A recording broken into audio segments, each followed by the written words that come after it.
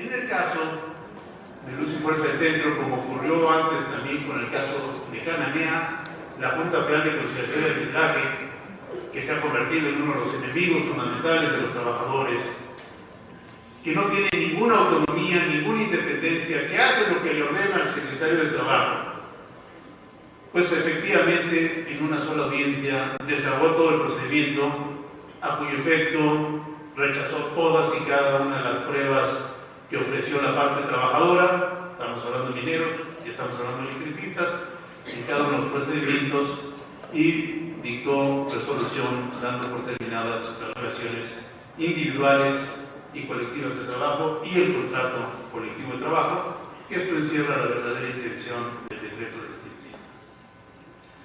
Esta fuerza mayor jamás fue estudiada por la autoridad, ni por el Ejecutivo Federal en su decreto, ni por la Junta Federal de Conciliación y Arbitraje, ni por la juez de distrito. En todo caso, estamos esperando, tenemos la esperanza de que la estudie la Suprema Corte de Justicia de la Nación y determine con toda claridad que no puede haber aquí fuerza mayor. Y no puede haberla porque la fuerza mayor es, en primer lugar, algo externo, algo ajeno a uno mismo. No puede uno crear su propia fuerza mayor. En segundo lugar, es algo contra lo cual no se puede hacer nada. Aun cuando se pudiera prever el hecho, y piensen ustedes, y ahora tristemente es un mal ejemplo porque se ha dado en los últimos días en diversas partes del planeta, en un terremoto, eso es una fuerza mayor. No se puede prever, pero aun cuando se pudiera prever, no se podría hacer nada por evitar ni el suceso mismo, ni las consecuencias del suceso. Eso es una fuerza mayor. Un acto de autoridad puede ser fuerza mayor para un ciudadano, pero no para la autoridad misma. Aquí se ha llegado al extremo ridículo de decir el decreto del presidente de la República es fuerza mayor para el propio presidente de la República, para el propio Ejecutivo Federal. Y por lo tanto justifica el cierre de Luz y Fuerza del Centro. Ese es un absurdo que nadie podría sostener.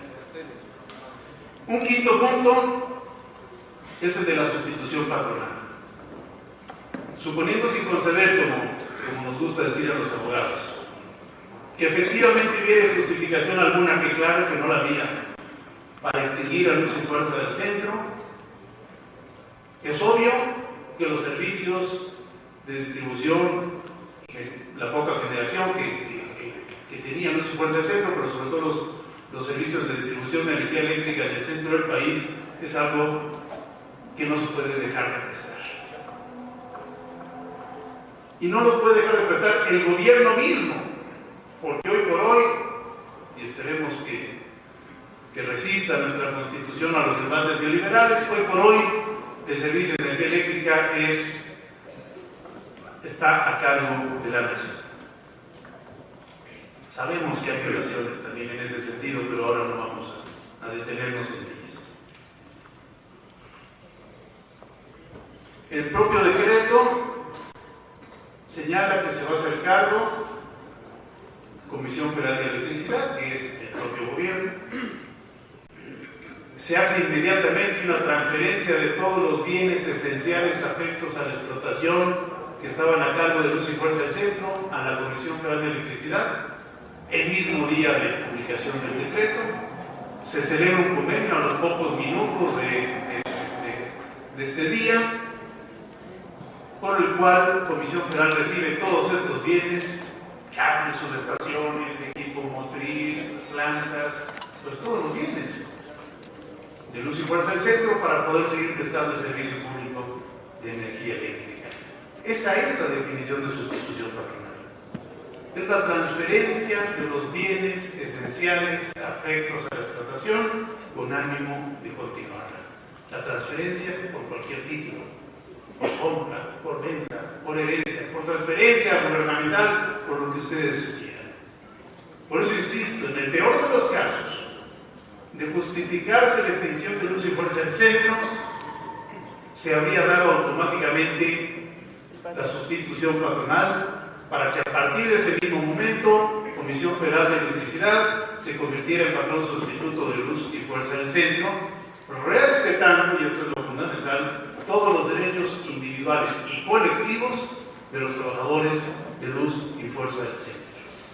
Aún en ese supuesto no concedido, tendría que haberse considerado que aquellas instalaciones en donde venía operando Luz y Fuerza del Centro, aun cuando las operara a partir de esa fecha Comisión Federal de Electricidad, sería una especie de establecimiento de Comisión Federal de Electricidad, y como establecimiento tendrían derecho los trabajadores del mismo a tener su propio sindicato, su propio contrato colectivo, sus propias condiciones de trabajo distintas de los trabajadores de Comisión Federal de Electricidad que estuvieran en otras regiones regionales.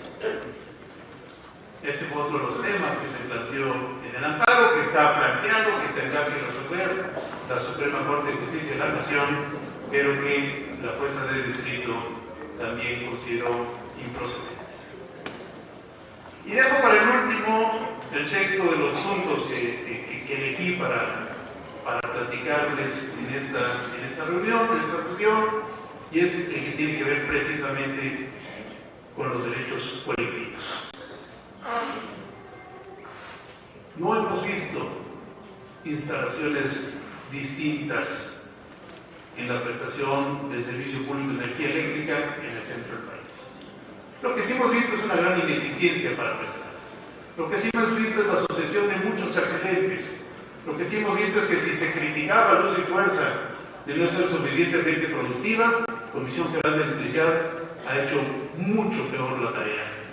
Y no quiere decir mucho peor porque sería aceptar que Luz y Fuerza no la hizo bien, digamos, en condiciones de eficiencia mucho menores de las que lo venía haciendo Luz y Fuerza del Centro.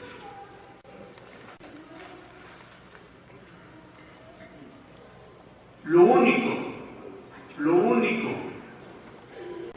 que habría justificado, aún desde el punto de vista del propio gobierno federal, el cambio que se produjo o que intenta producir e intenta consolidar, porque todavía es cosa no juzgada, es precisamente la sustitución del SNE por el SUTER.